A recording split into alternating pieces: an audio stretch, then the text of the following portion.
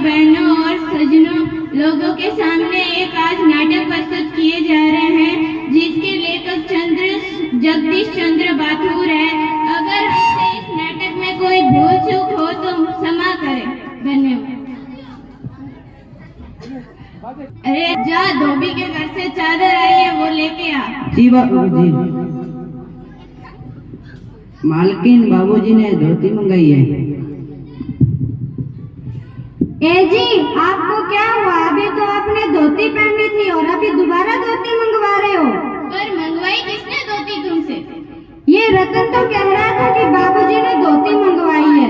क्यों बे रतन, तेरे कानों में डांट लगी हुई है? सुनाई कम देता है बेवकूफ कहीं का। मैंने कहा धोबी के घर से चद्दर लेके आ, सुनाई कम देता है? तेरे लिए अब दूसरा दिमाग कहाँ से लेके आऊं? प्यार है? हाँ, उमर के सामने मैंने तो पाउडर वाउडर सब रख दिए, लेकिन वो आपकी लाडली लड़की मुंह फुलाए बैठी है।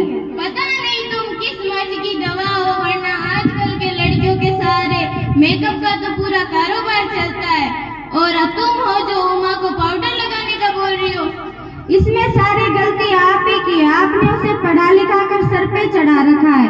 एक वो हमारा टाइम था जिसमें बस आ सीख लिया, गिनती पढ़ ली, और ज्यादा करो तो स्त्री संबोधिनी पढ़ ली।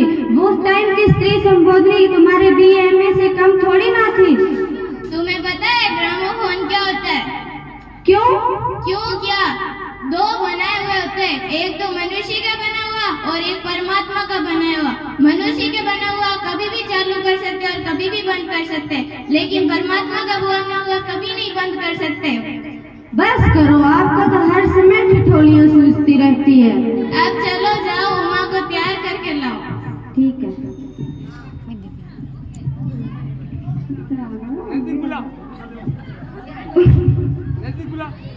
उमा, जल्दी से तैयार हो जाओ, तुम्हारे बाबूजी तुम्हें नीचे बुला रहे, तुम्हें देखने वाले आए हैं। नहीं माँ, अभी मुझे शादी नहीं करनी है, अभी तो मुझे पढ़ लिख कर कुछ बनना है। बेटा, शादी तुम्हें करनी पड़ेगी। बेटे का घर उसका मायका नहीं, उसका ससुराल होता है, और तुम्हारे बाबूजी की इज्जत का सवाल है। नीचे चलो। ठीक है माँ, मैं तैयार होके आती हूँ। वीडियो चालू है। अरे प्रेमा, वीडियो चालू है। खाना वगैरह सब तैयार है? हाँ, खाने वगैरह तो सब तैयार है, बस ब्रेड पे लगाने के लिए मक्खन नहीं है। मक्खन अभी तक नहीं आया, और तुम जो अभी बोल रही हो, हाँ, डेयरी से मक्खन लेके आ। जी माँ, बाबूजी बोलो आ रहे हैं। क्या वो लोग आ रहे हैं? प्रेमा, वो लोग तो आ ही रहे, जल्दी से उमा को तैयार कर दो। ठीक है। आइए गौतम प्रसाद जी, आइए।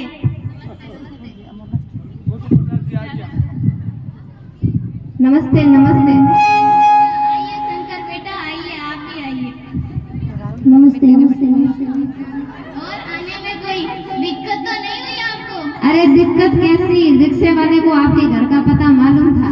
अच्छा, कोई बात नहीं, चलो ठीक है, आप दोनों बैठिए, मैं आपके लिए नाश्ता लगाता हूँ।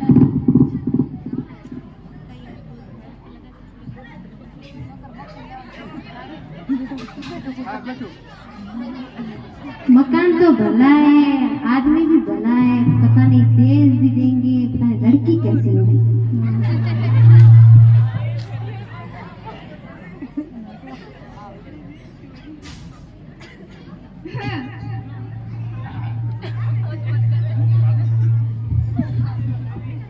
चलिए, लीजिए आपका खाना।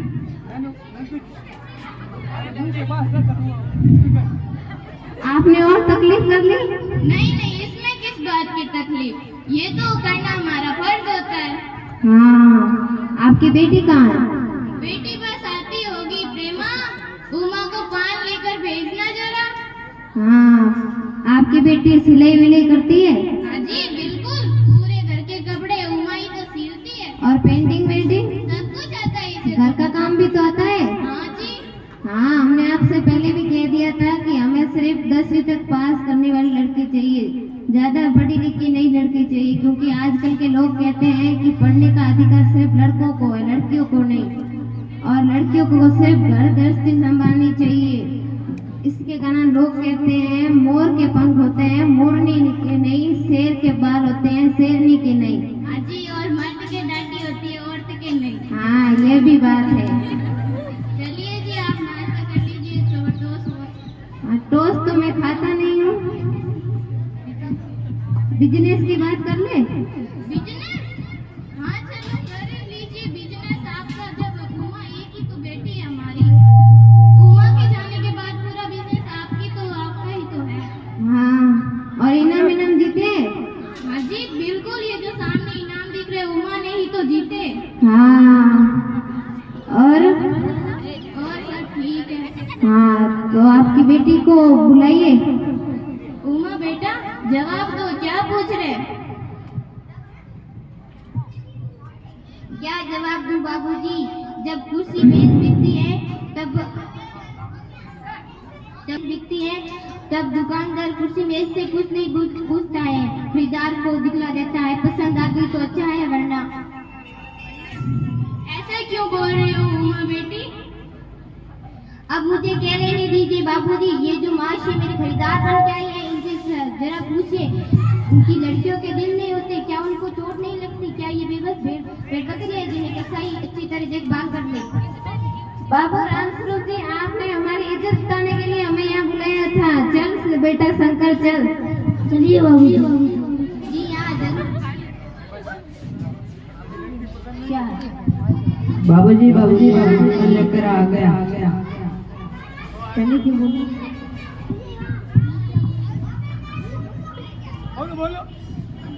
जी हाँ जाइए, और आपने आपके बेटे से पूछ लीजिए कि ये पिछली खरबी लड़कियों के हॉस्टल के इर्द गिर्द क्यों घूम रहा था और इसे वहाँ से कैसे भगाया गया था। क्या हॉस्टल में तुम कॉलेज में पढ़ी हुई हो? जी हाँ, मैं कॉलेज में पढ़ी हुई हूँ और मैंने बीए पास किया है। कोई पाप नहीं किया, कोई चोरी नहीं की, ना ही आपके बेटे की तरह ताक जाकर कोई कायरता दिखाई है। बाबू रामस्वरूप जी, ये क्या आपकी बेटी क्या बोल रही है? आपकी बेटी ने उनसे झूठ बोला, आपने उनसे झूठ बोला कि आपकी बेटी पढ़ी हुई 10वीं तक की है। चल बेटा शंकर, चल। जी हाँ जाइए, जरूर जाइए, और घर जाकर ये जरूर पता लगा लीजिएगा कि आपके बेटे की रीढ़ की हड्डी है या नहीं। आ गया। अब मक्खन को क्या मैं सिर में डालूं? गधा कहीं का। टीका से हमें ये शिक्षा मिलती है कि कभी बेटियों में भेदभाव नहीं करना चाहिए, बेटी बेटा एक समान। इस नाटिका से हमें ये शिक्षा मिलती है कि बेटी को कभी बोझ नहीं समझना चाहिए, उसके जीवन का निर्णय सोच समझ कर लेना चाहिए। इस नाटिका से हमें ये शिक्षा मिलती है